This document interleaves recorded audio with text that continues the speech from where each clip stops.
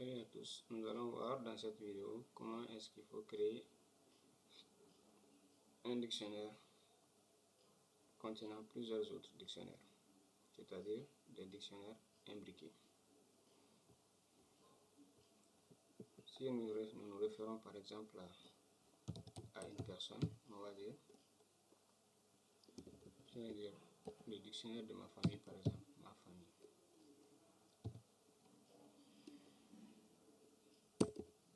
Ma famille.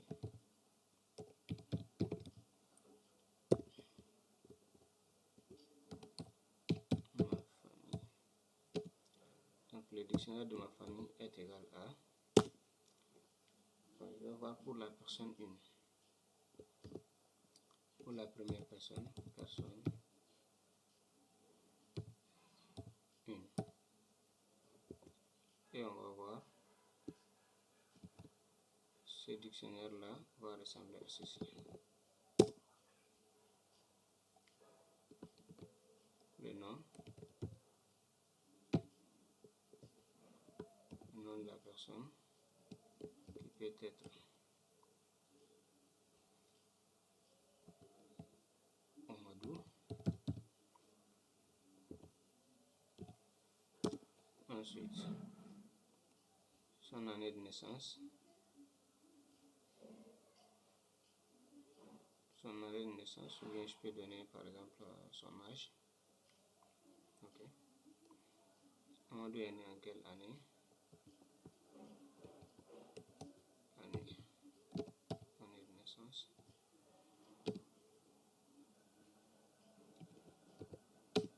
On va dire que ça c'était en 2005 par exemple.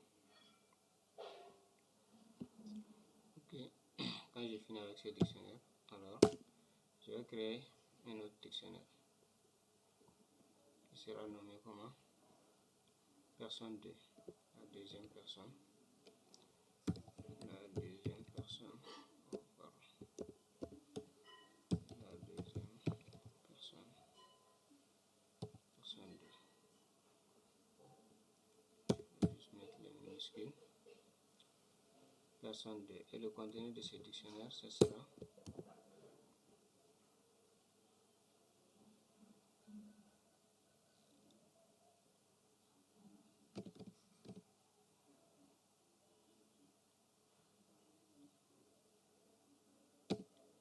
le contenu du dictionnaire 2 sera comme ça. Le nom,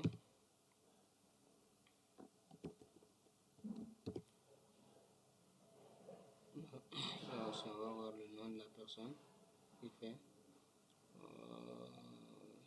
ceci en minuscule seulement. Ok, pour éviter toute confusion, le nom de la personne, je mets quoi? Thomas par exemple, virgule, son année de naissance, année,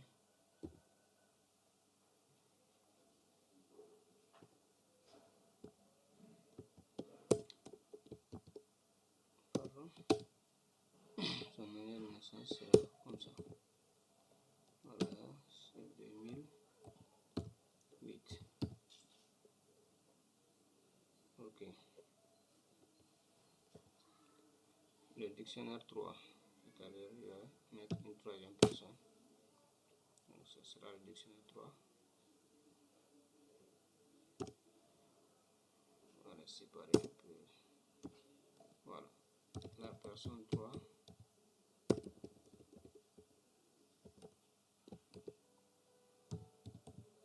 Personne 3.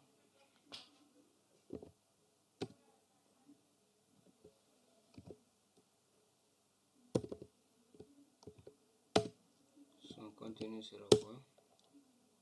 Le nom,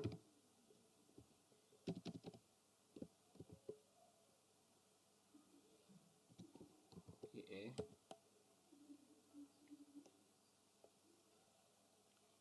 Michel, Michel par exemple.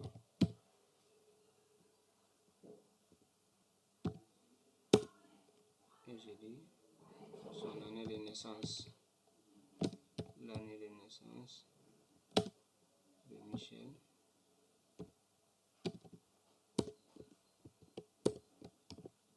L'année de naissance de Michel, c'est en 2012, par exemple. Donc, je dois avoir trois dictionnaires. 1, 2 et 3. Donc, j'ai 3 dictionnaires dans mon dictionnaire famille. Dans ma famille, j'ai 3 personnes, par exemple. Ok. Donc, cette façon de faire, ça c'est de créer en même temps le dictionnaire mère et aussi les dictionnaires qui doivent être imbriqués dedans. Nous pouvons également créer les dictionnaires qui doivent être imbriqués et ensuite créer les dictionnaires mère et imbriquer les autres dictionnaires dedans. En quoi faisant? Je vais par exemple créer ceci. On va commencer par créer d'abord les dictionnaires. On va commencer par créer les dictionnaires.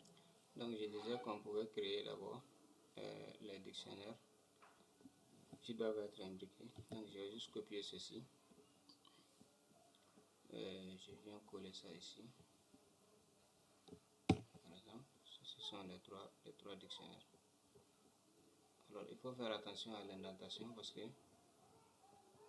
ça risque de poser des erreurs si les indentations sont faites les unes à l'intérieur des autres sans que le besoin n'y soit. Donc voilà. Je crée ces 3 dictionnaires là.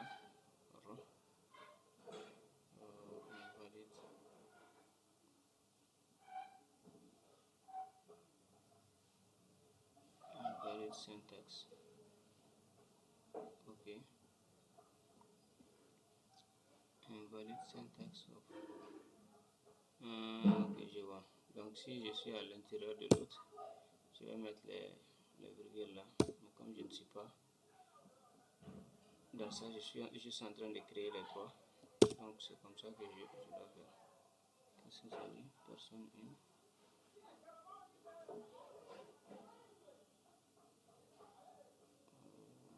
Illegal target or annotation.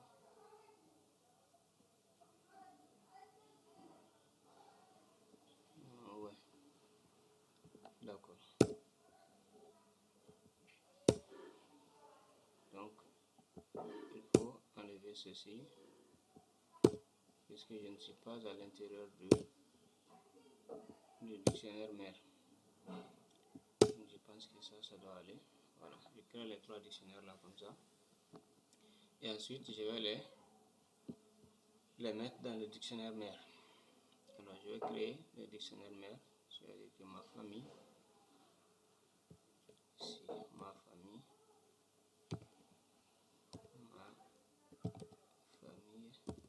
Pardon. Ma famille est égale à. Et je précise ici maintenant personne 1.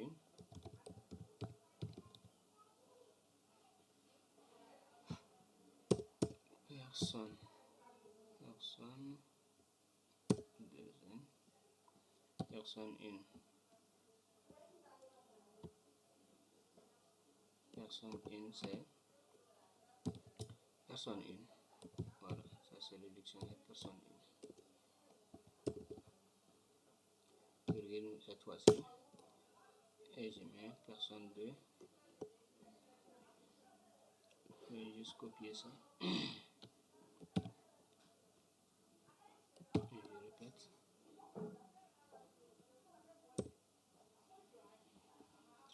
Personne 2, c'est la personne 2. Et ensuite on met personne 3. Donc il faut toujours faire attention à l'indentation. Donc voilà comment est-ce que je peux créer ma famille aussi. comme ça. Ça me donne une erreur ici. Qu'est-ce que ça dit? Name person is not defined. Ok.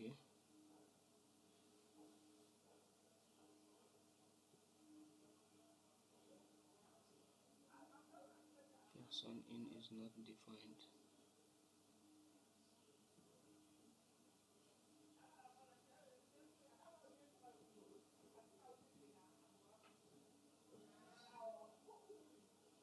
Ça veut dire que personne in n'est pas défini à la ligne 2 ici. Donc on va voir quelle est l'erreur, la cause de l'erreur. Ah ok, je vois pourquoi. Parce que le dictionnaire, quand on le crée, tout de suite c'est le signe égal commun. Et nous on avait mis des deux points. C'est en fait ça le problème. On va créer ça comme ça. Et on va exécuter ça. Voilà, donc ça donne directement sans problème. Donc voilà comment est-ce qu'il faut créer les dictionnaires imbriqués. Donc après cela, on va voir comment est-ce qu'il faut accéder aux éléments dans les dictionnaires imbriqués. Alors pour faire cela, il faut d'abord préciser le nom du dictionnaire externe,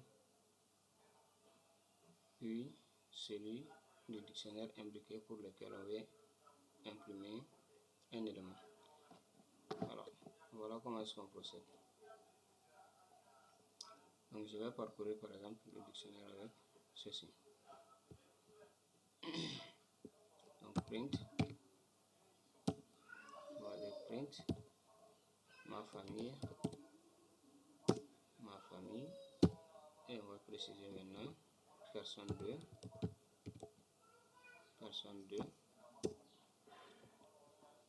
et qu'est-ce qu'il faut imprimer en ce moment? Il faut imprimer le nom.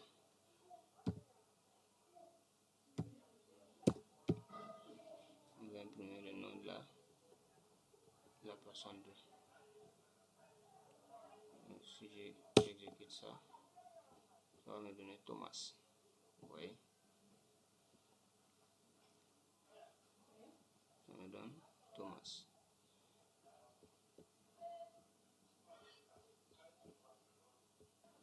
Et quand je regarde mes dictionnaires là, personne 2, je regarde le nom, c'est quoi? C'est Thomas qui est là. Donc vous voyez, c'est un peu comme ça qu'il faut procéder.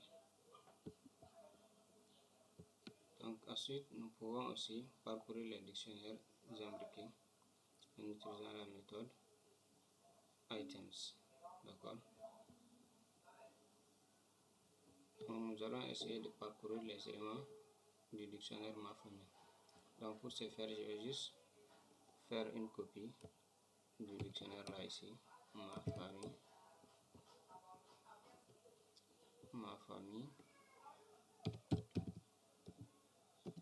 est égal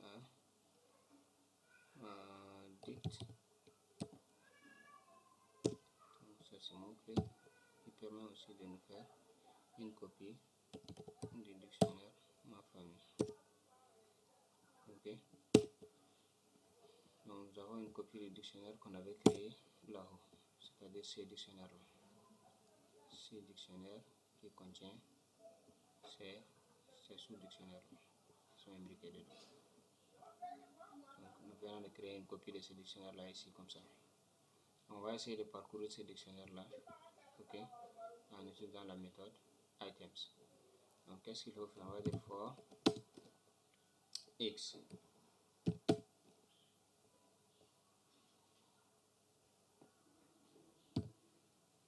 and object in ma famille.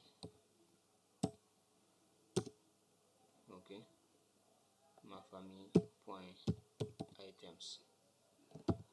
Donc on va dire il faut faire ceci, print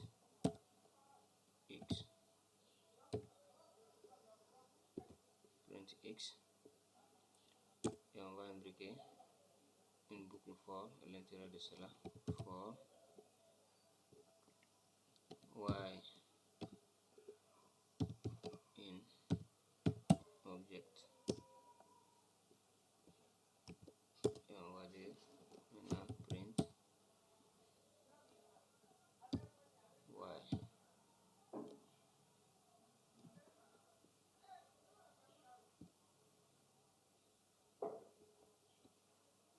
Plus